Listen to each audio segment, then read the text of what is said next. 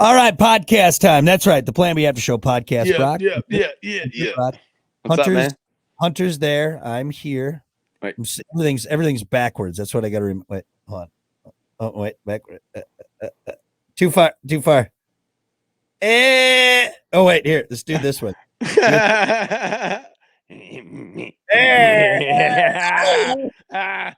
it in there. That's terrible. I hope that's the screen grab we get is me doing this and you would get that one. Anyway, welcome to it. I'm Brock, he's Hunter, and it is the After Show podcast. Let's get right to it. Fact and opinion, one awesome fact, one dumb opinion. Do what you want with it. We don't care.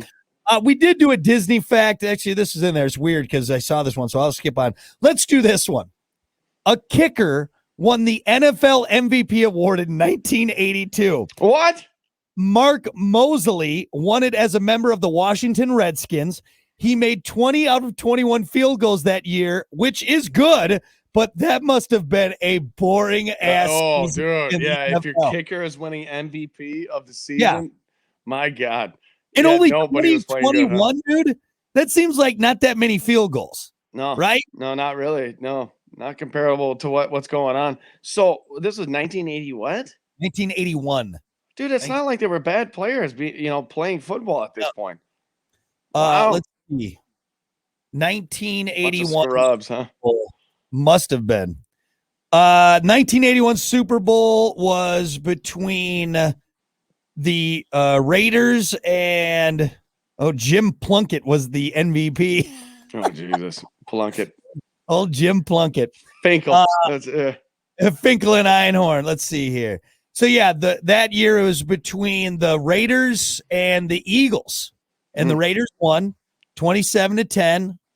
Raiders were 11-5 that year. Eagles were 12-4. Okay. Hard-nosed football. Dude, how many people do you think were on steroids back then?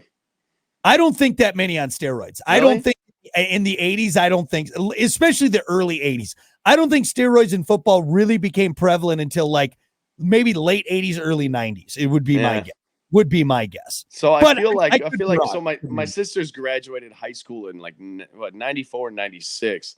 And they have definitely told me, they're like, yeah, some of our friends definitely took steroids for football back in high school. And it was like a kind of a well-known thing. Like, it's kind of a slap on the wrist back then. But dude, I'm telling you, I think everybody was jacked up back then. Yeah. I could see that probably in the 90s. But again, 80s, who knows? Maybe they did have some strong shit that they went through, and just reading up on this. How could a kicker be the MVP? Didn't somebody just kick the longest field goal? Didn't somebody just break or tie that record? They tied it, I think. Are you saying in the NFL? Yeah. Was it Prater? I think Prater might have done it. Was it Prater? I think Prater tied the longest field goal. Yeah, longest field goal in NFL history. Matt Prater makes 64-yard field goal. Dude, Jesus Christ. It's a bomb. It's a fucking bomb, dude.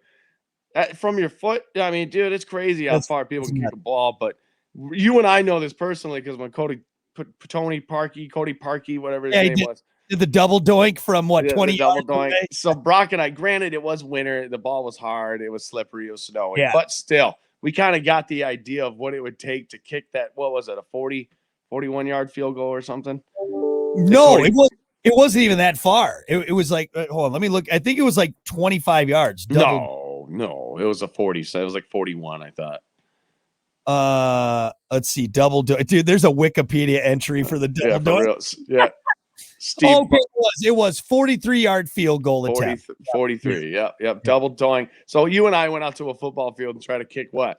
Well, we tried to kick the 43, which is impossible. We couldn't even get close. We even stepped it up closer a little bit, dude. It's a lot harder than it looks, folks. And that's without anybody in front of you. That's not with you. That's quick. That's 1, 2, 3, boom, and That's without having 6'7" defensive linemen, hurling their bodies at you, trying to murder you.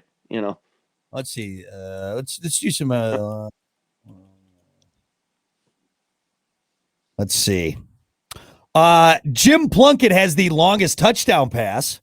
It was 93 yards. But here's the thing: it was probably like a bubble screen, and the guy did the rest of the work for him. That's one football stat I don't agree with.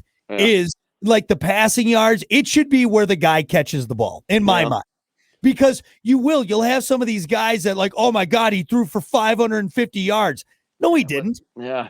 Yeah, he threw it, a 10-yard out, and the guy ran it the rest of the way. But honestly, you're right. Yeah, yards after the catch should be different than or they should have that as the stat is yards after, because it's kind of the same thing. Like, and again, not taking anything away from Mahomes, but like his first year, he was putting up these crazy stats, and I think it's kind of skewed because you got Tyreek Hill running, exactly, dude. From sideline to sideline, doing a lot of work for sure. So I think if the NFL, if I could change one rule in the NFL or one stat, it would be you can have your actual yards and then yards after catch, because that's a big difference, man. That's a big difference.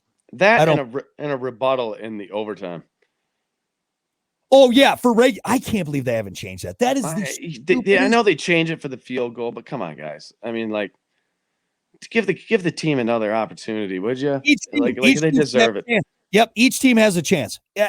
And why they wouldn't? Because isn't their big thing to just get as much airtime as possible? You know what I mean? You would think, but no. I guess their big thing is why they don't have it is because they want the game over with. They don't want to extend game.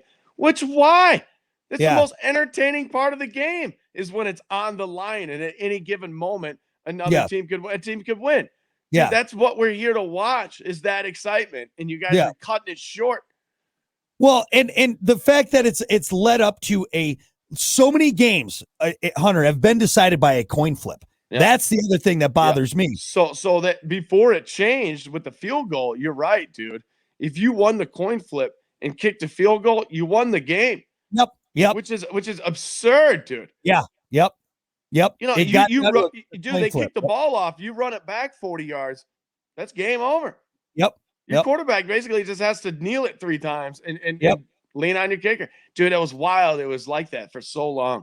It pissed me off, dude. You play a full game. A full game, and it's even because you're going into overtime, and you fucking lose because of a coin flip. Coin flip. Yep. Yeah. Always bothered me. Big games. It's not like it didn't change for hell, the AFC and NFC championship games could be decided over a coin flip. Like, that's crazy. Absolutely. That's crazy. Yeah. Absolutely. They definitely got it. There's a few things in the NFL that need to change, but anyway. So there you go. MVP from 1981. There he is. Mark Moseley. Actually, hold on. I want to look him up real quick. Oh, look at this guy. How's he look? Is he like in his old football stance where he's like a wrestling, He's honestly a big guy. Is he? Well, for what he is, for a kicker, 5'11", 202 pounds. That was his playing weight.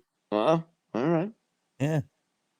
Played for the Eagles, the Oilers, the Redskins, and the Browns.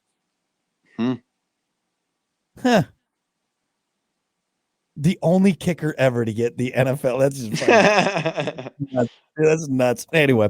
All right. Well, there you go. Fact and opinion for you. Some football talk. That is going to do it for Brock and Hunter in the After Show podcast. We'll see you next time. We'll see you next time, Zach. We'll see you. Hey, it's the next time on the old podcast. With the podcast.